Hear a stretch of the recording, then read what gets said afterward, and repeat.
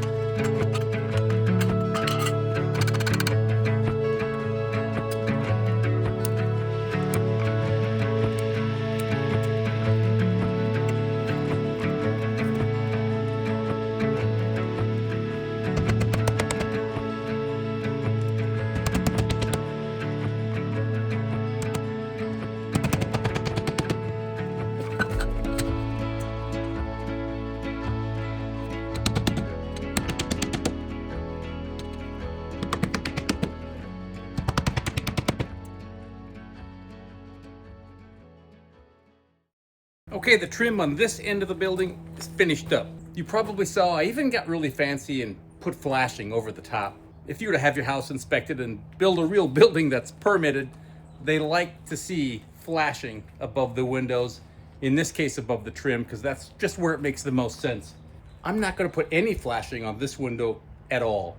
In order for rain to get above that trim that I'm going to put on, rain would have to come in literally sideways to get under that overhang right there. I'm not concerned about that. And the other reason is, I don't have any leftover laying around here, like I did up here.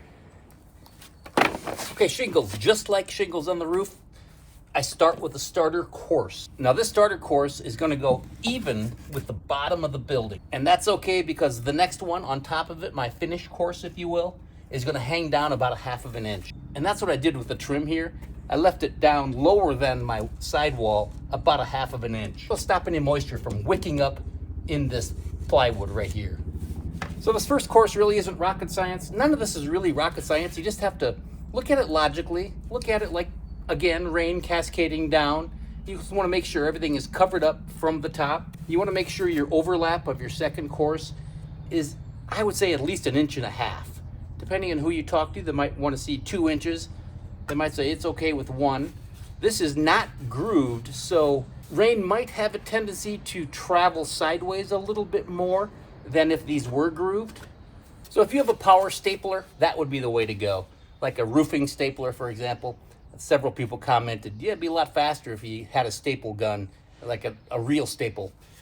I don't have one, so I'm just gonna do this by hand. I have 1.75 inch galvanized nails. That's what I'm using for this process. A lot of times people will say use ring shank nails. I don't have any ring shank nails. I had a bunch of these left over from, I think, when I put shingles on the house. So I'm gonna use these up first. So if you couldn't tell by now, these are tapered. They taper to almost nothing to about 1/2 inch. Obviously the thick end goes down. So I'm just holding my finger even with the bottom. And I'm gonna put my nail about 7 inches from the bottom.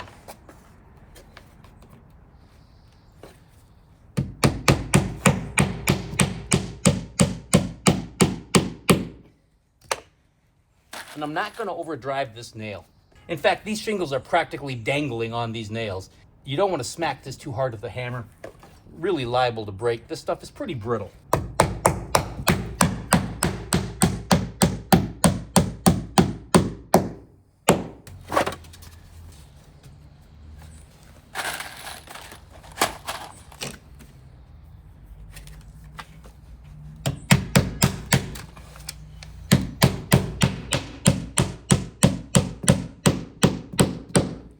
And you always want to keep a big stack of these shingles handy within reach because you never know what size you're going to need. That's especially important once you get going on your finish course and work your way up.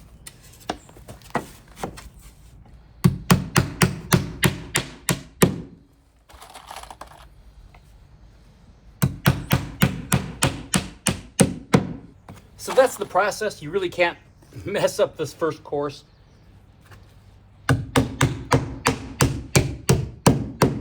I don't want to go much more than 3 or 4 inches without a nail, because these wide ones like this, as you can see this one already, it starts to cup a little bit. Speaking of cupping, if you can, put the cup, the bulge, toward the building. That way the edges are held down, prevents it from bubbling, if you will. Areas like this is a matter of seek and find. See if you can find one that fits. If not, you just have to cut it. Look at that. That's what you don't want for a finished shingle. I'll save this one for underneath the door because that'll be cut off anyway.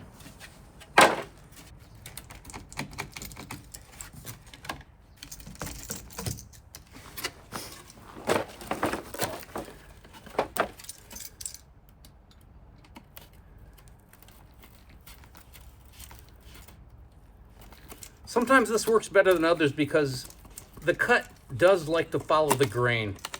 So sometimes this will split real nicely. Sometimes it won't. Okay, so that's okay. That's getting there. Let's see what that looks like. A little bit more off the high edges, as you can see.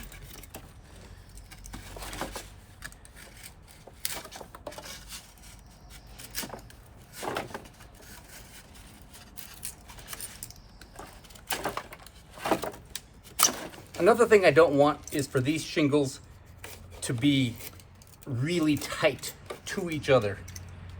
I want to give them a little bit of room for expansion, especially if you're in a wet climate like this. And this climate here in the Pacific Northwest is interesting because for at least half the year, it's extremely wet, but the summer months actually extremely dry. In fact, I heard a stat that Seattle gets less rain in the summer months than Tucson, Arizona. Okay, that'll work.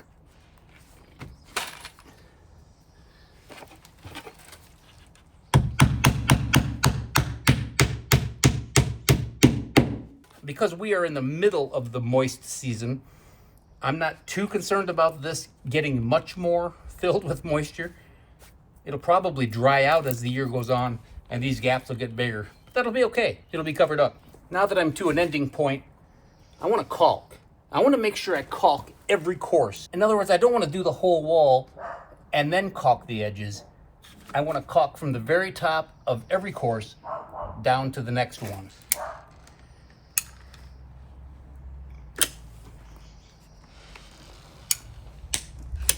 So unlike the house, this is not going to be painted. We're actually going to use the stain sealer that we use on Red Moose Ranch.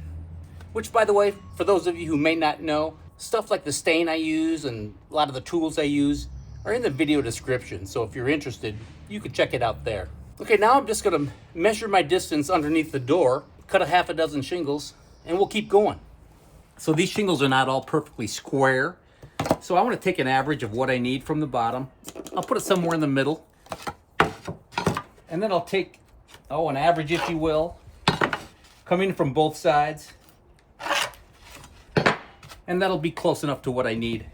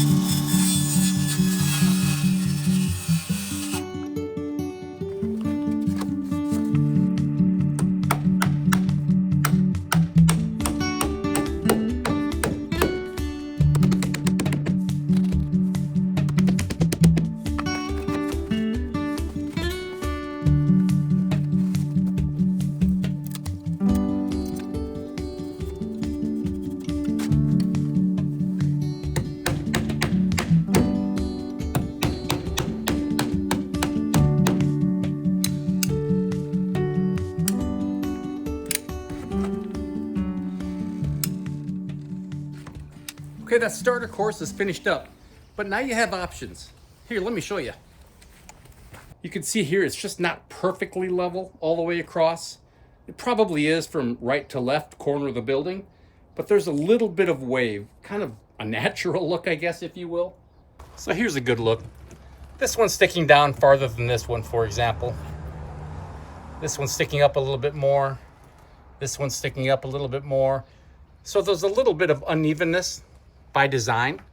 Here you can really see that second starter shingle under there. Again, I'm not going to use this method where I double layer everything. I'm only going to double layer my bottom starter row. So I do want the bottom row of this to be relatively level, relatively straight, just to get me going in the right direction. So I took this fence board, this 8-foot fence board right here, and I made sure it was straight, and it's actually level as well.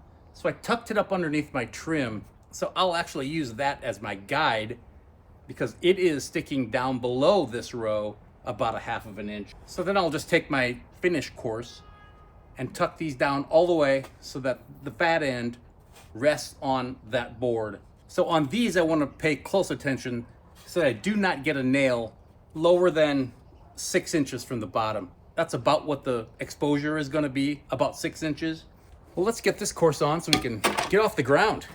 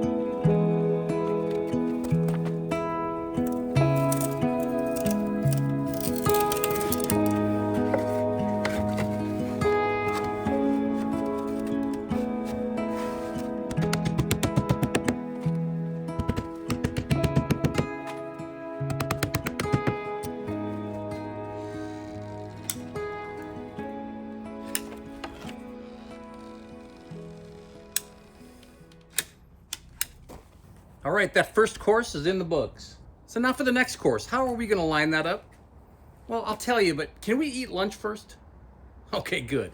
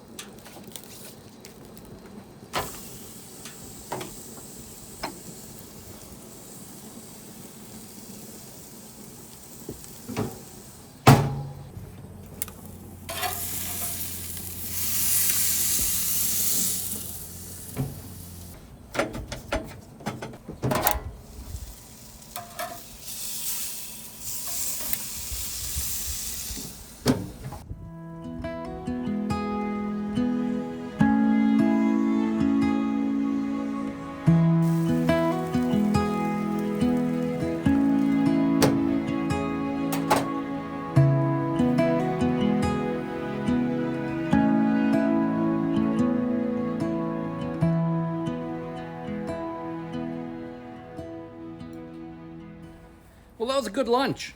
Speaking of lunch, I have a question for you. Where I grew up, probably a function of when and how I grew up in the Midwest in the state of Iowa. I'm a product of 1960s. And when I grew up, we had 3 meals. We had breakfast, we had dinner, and we had supper. And that's what we called all 3 all the time until I went off to college. And now in modern parlance, I have breakfast, lunch, and dinner. So question for you, wherever you are, around the globe, in this country or not, what meals do you have? What do you call them? I assume everybody calls it breakfast. I've never heard of anyone not calling it breakfast. But what about lunch and dinner, or dinner and supper, as it were? So what do you say? I'd be curious to know. Maybe drop me a line. What do you say? Lunch, breakfast, dinner, supper, all of the above?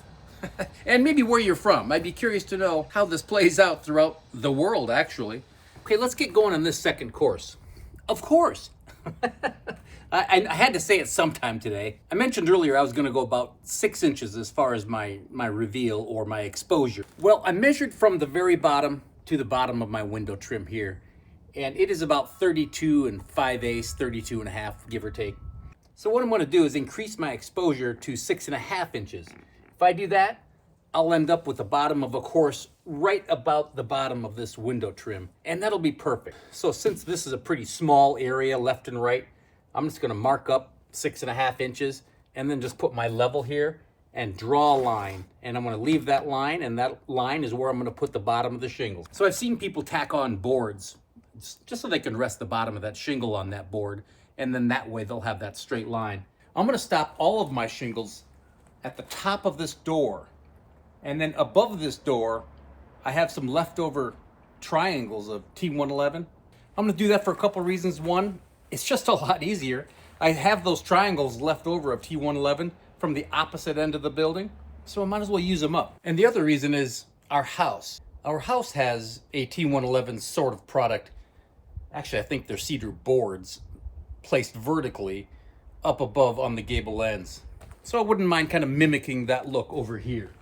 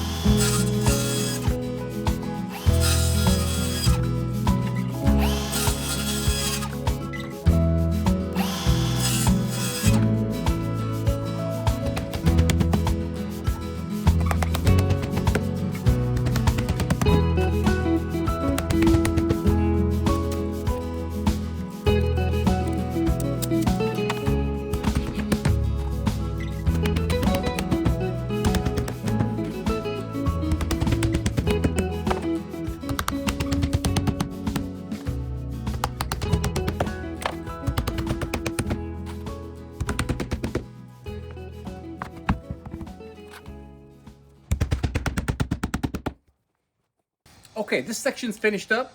Looks pretty good. I'm happy with it. I'm getting very lucky because I did the measurements at 6.5, and by the time I get up to the top here, I'm only about 1/4 of an inch off. And I can make that up in, heck, one course I can make up 1/4 inch and you'll never notice. So I made my tick marks here every 6.5 inches on this trim. So now I'm just gonna transfer that level and put a mark over here as well, so I know where this course will end up. So let's keep rocking and rolling and finish this side up.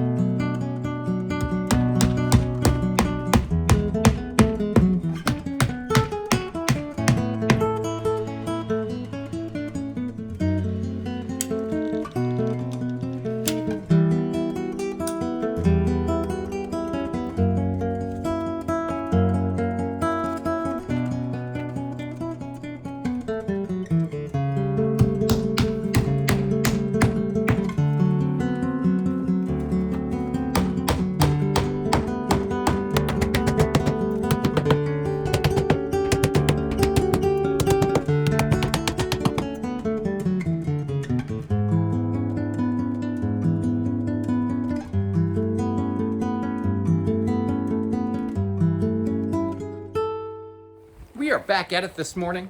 Last time you saw me, it was about 5:30 last night, and my phone died. My battery died.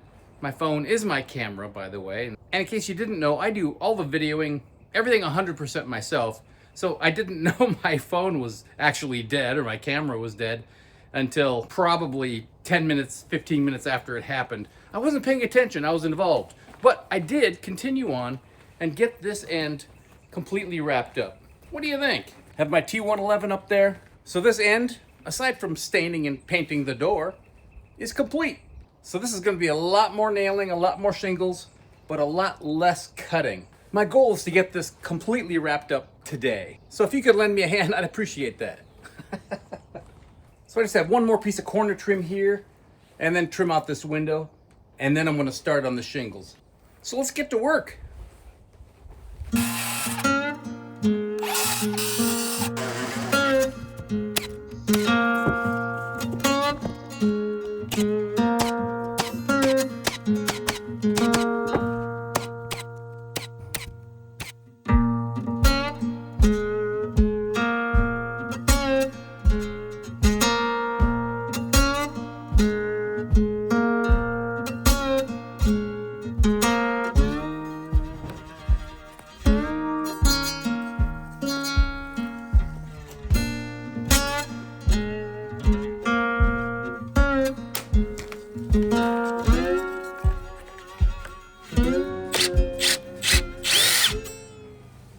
As you saw, I got my 2 layers on right here, so I'm ready to start moving up. And I snapped a line. I simply just measured up on each corner, 6.5 inches, and then just snapped a line between the two. And I did measure that line from the window and from the bottom to make sure I didn't get any sag in that line. Anything much longer than this, then that chalk line risks sagging. It doesn't take too much for that to sag, so just be aware of that if you're doing something like this. I think I mentioned yesterday, I've seen people actually put on temporary pieces of wood and set their boards on that. I think this is just fine for my purpose and my intention. I don't intend for it to be absolutely perfect, straight as an arrow with no fluctuation on the bottoms. I'm okay if there's a little bit of au naturel. And as you probably saw, when I put this second layer on, I simply just held my finger under there and kind of marked it and gauged it with that.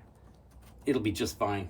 Once I get up to this bottom of this window right here, which is going to be the bottom of another row, then I'll just take this, draw a line straight across on both sides. I know this is level right here, and that way I can kind of keep myself honest as I go up. Well, I'm just going to put my head down and keep working.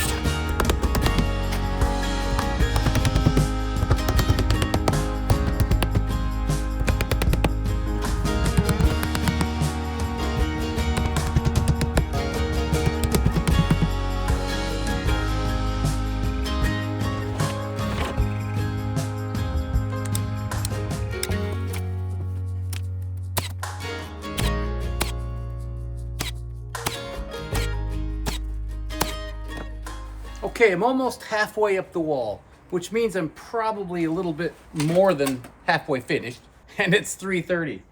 I don't know if I'm gonna finish this up tonight or not. I wanted to point out a couple things. One is putting these shingles directly on this wrap. A lot of times now you'll see fancy products like a rain shield, or what do they call that? A rain screen, I think. It's basically a mesh about 1/4 to 1/2 inch thick, and that allows a gap behind your cedar shingles, and that lets any water that may get through, just lets it drain straight to the ground. I may consider that if I was doing this on a house or something like that, but I'm not really concerned about this. Another tip, if you will. See this line on my hammer that goes all the way around? That line is the same as my exposure, 6.5 inches. So that way when I'm in the middle of a field and I can't see the next tick mark and I'm nailing, I want to make sure my nail goes above that 6.5 inch mark. So I just put my hammer there like that, eyeball that mark, nail above it, and I'm good to go. I think I'll have plenty of shingles left. I have 2 bundles over there, and I just opened up a bundle right there in the ground. So I have about 1.5 bundles on the wall already, so I don't think I'll have any issues at all. Speaking of bundles, I mentioned yesterday this is a number 4, and I don't know if I made it completely clear. These are actually starter shingles. So this is what you would use if you were to apply a double layer like is on my house. But for this application, this works actually really great. I just have to pay attention to things like knots and splits and whatnot. Whatnot.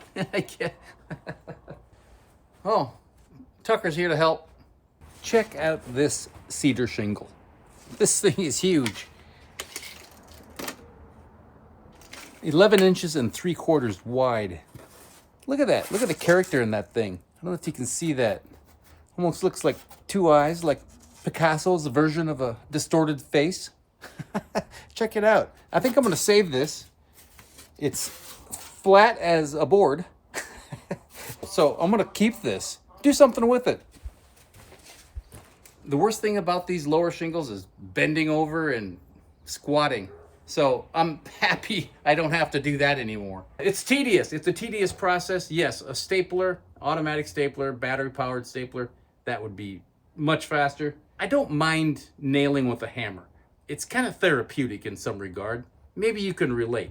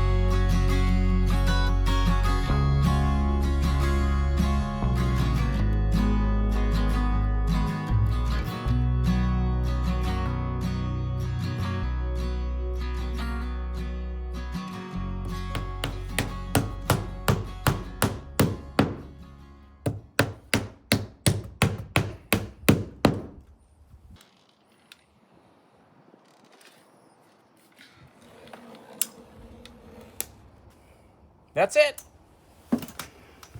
Finally have this wrapped up. I had to spend about an hour and a half this morning finishing this job up because I ran out of daylight last night. So that's how you shingle a building. Well, that's how I shingle a building. I think it was done correctly. In fact, I'm pretty confident about that. You ever worked with this stuff? So it looks good, but yes, it is a lot of work. It gets tedious at times. I don't want to say boring because you're always moving around as fast as you can. My hand hurts this morning. I'm not going to lie about that.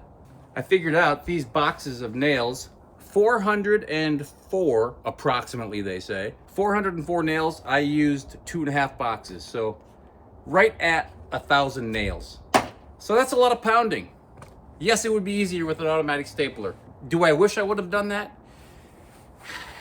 Yeah, probably. If I would have known it would take more than 2 days for this task, I probably would have gone out and rented a stapler if nothing else. I think the new ones cost about $300.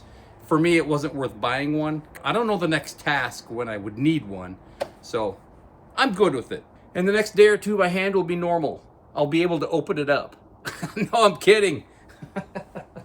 Thank you for watching this episode of Life on the Moose. I do appreciate it, as always. So next week, we're either going to be here or we're going to be somewhere else. At least I narrowed it down for you. Until then, take care of yourself, do good, be good, and I'll see you soon.